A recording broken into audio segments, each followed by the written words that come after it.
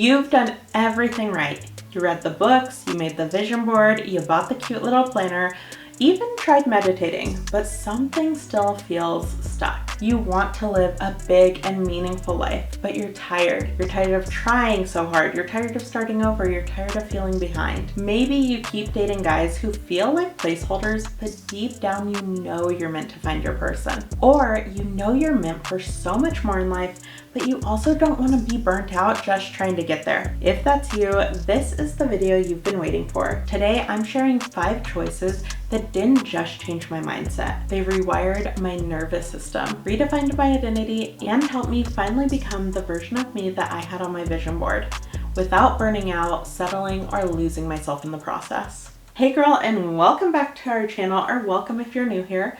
I'm Monet, your mindset coach and tour guide to your higher self. And if you're not already subscribed, go ahead and hit that subscribe button right now so you never feel lost or like you have to figure it out all on your own again. Today's video is a deeply personal one because I'm sharing 5 of the most pivotal decisions I made in my 20s. These are choices that didn't necessarily look impressive on paper, but completely rewired my life. And these aren't just mindset shifts. These are identity upgrades. These are nervous system level changes and invitations from your higher self. Because you know I love to pull a little bit of pop culture into all of our videos, today we're going to talk about Jane Sloan from The Bold Type. If you haven't watched The Bold Type and you need a girly pop show with fashion, badass women, and just enough drama to keep it funny, you need to go binge it immediately. Today, we're talking about Jane Sloan's whole character arc, because she is literally the embodiment of every single choice that I'm about to share. Now let's waste no more time and get into the 5 choices that are going to change your life. Choice number 1 is I chose to trust my knowing over external approval. We are taught to outsource everything. What success looks like, where to pivot, what the right next step is. But one of the most empowering choices I've ever made was to stop asking everyone else what they thought and start asking myself. For me, that looked like leaving a career that made so much sense on paper and turning down opportunities that felt really logical. It even meant unfollowing influencers who secretly made me feel behind or less than. And it was uncomfortable, but I finally felt clear. And here's why. When you are constantly overriding your inner knowing, your anterior cingulate cortex, which is part of your decision-making center, registers that conflict. And over time, this erodes self-trust and leads to long-term nervous system dysregulation. But trusting your instincts builds cognitive self-trust. And that is what confidence is made of. Your intuition speaks in nudges, not in shouts. So if something feels off in your body, it's off, no matter how right it looks on paper or how many of your friends think you should go for it. If you've watched The Bold Type, you'll remember when Jane started pitching riskier stories, even when her boss didn't fully back her. And even though her boss and her friends were all telling her to just write what you're assigned, she felt most aligned with leaving Scarlett to write her own truth. That moment of trusting herself over the smart path catapulted her career. And that is what this choice is all about. So if you're standing on the edge of starting to trust yourself over external approval, let me tell you the one thing I wish I could have told myself in that moment. Your knowing is not up for debate. Let that sink in, because the more you trust your inner voice, the louder and more clear it will become. The second choice that I made to change my entire life is choosing to heal instead of hustle. There was a season where I believed if I just worked harder, I could fix it. I could fix my health, I could fix my body, I could fix my relationships, I could fix my income, I could fix my life. But the real shift came when I stopped trying to outrun my pain and I started facing it. And that meant slowing down. It meant pausing the grind and getting really curious about why I was so tired all the time. As women, this means learning about hormonal imbalance, reconnecting to your body, and rewriting your nervous system. That is how you heal foundationally. Because chronic stress keeps you in a fight or flight state, and your sympathetic nervous system stays in overdrive. This doesn't just impact your decision making, it impacts digestion, metabolism, and even how your body processes energy. Slowing down activates your parasympathetic nervous system. And this is where we're able to rest, repair, and receive. Slowing down is not lazy, it's healing. Your body always knows first. Exhaustion isn't weakness, it's a message. And rest isn't quitting, it's recalibrating. If you wake up every morning feeling tired and like you just have to get this day over with, this is the choice that you should be focusing on. And Jane had to do this too. Throughout the show, we see her navigating the grief of losing her mom. But when she had to go in for BRCA testing, she started dealing with severe health anxiety. And she had to realize that hustle wasn't going to fix her grief or her body. So she started slowing down, going to therapy, talking to doctors, listening to herself instead of trying to power through. And in the end, that choice may have been the thing that saved her life. If this is the choice that you know you're being pulled to, let this become your anchor. Something that you repeat every time you feel like you're falling behind. I am not lazy. I'm healing in real time. Because you don't need to earn rest, but you do need to allow it. Which leads us to choice number 3, which is choosing to show up before you feel ready. Okay, so let's be honest, bestie. Readiness is often just a fancy word for fear. And I can call you out because I've been there. There was a time where I kept saying I needed more clarity or more proof or more polish, but I actually got all of those things after I started saying yes. Launching my YouTube channel, I had no clue what I was doing, and honestly, some days I still don't. Running my first group coaching program, I was still healing too. Even something as small as entering my chef era, I was scared to turn on the oven, but I showed up, imperfect and transparent, and it worked. Because your brain doesn't build clarity by thinking.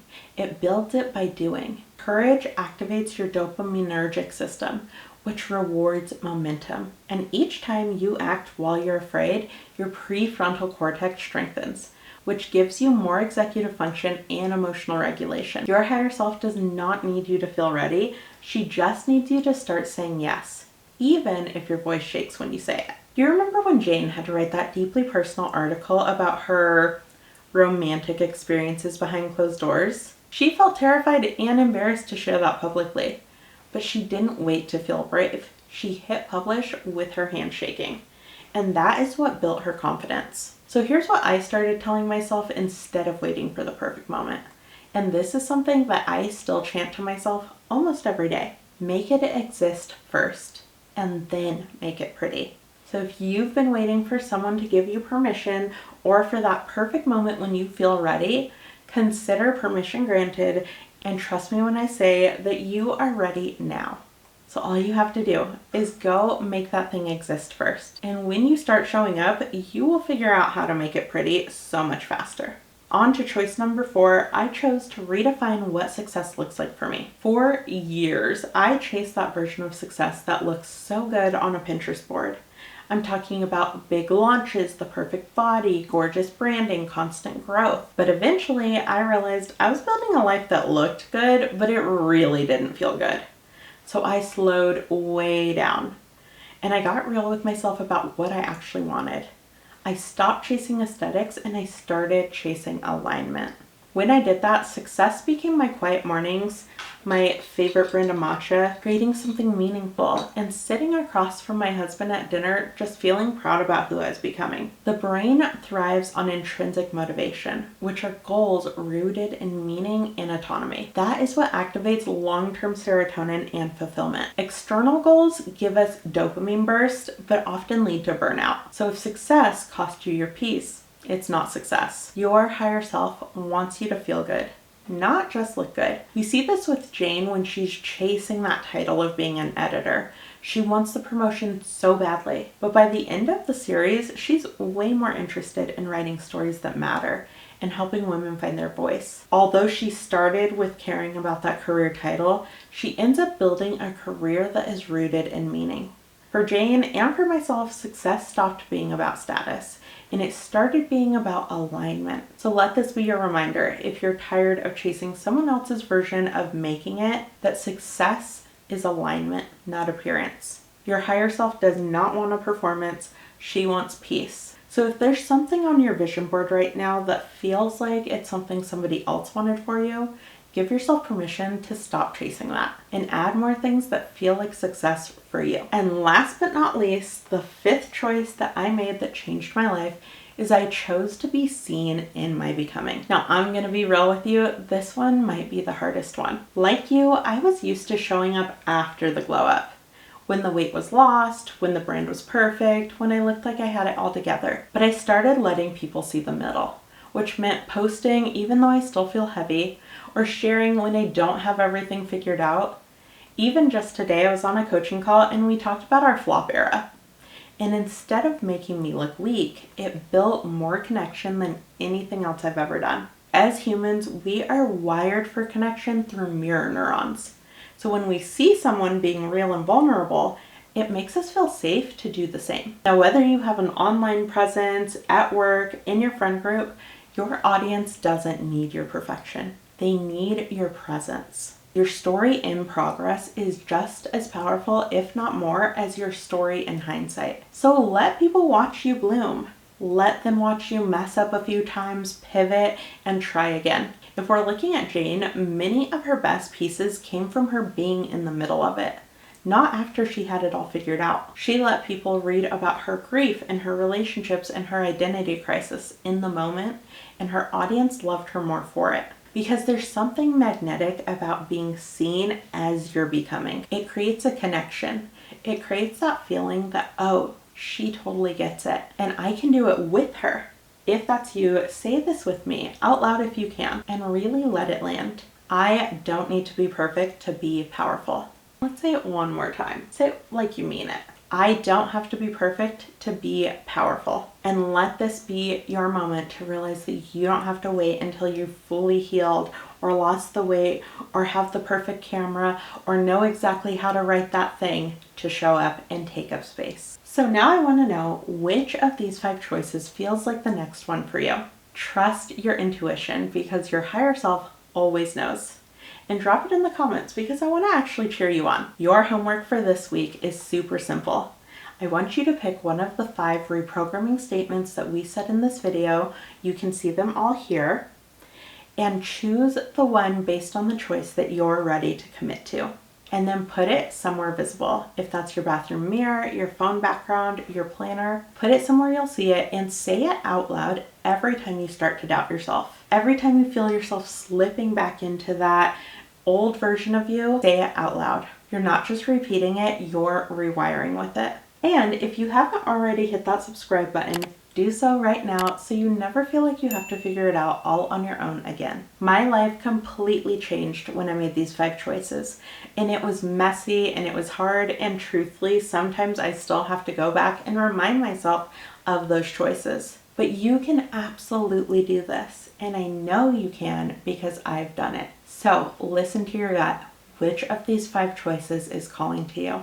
Commit to yourself that you're going to go all in on that choice for the next month.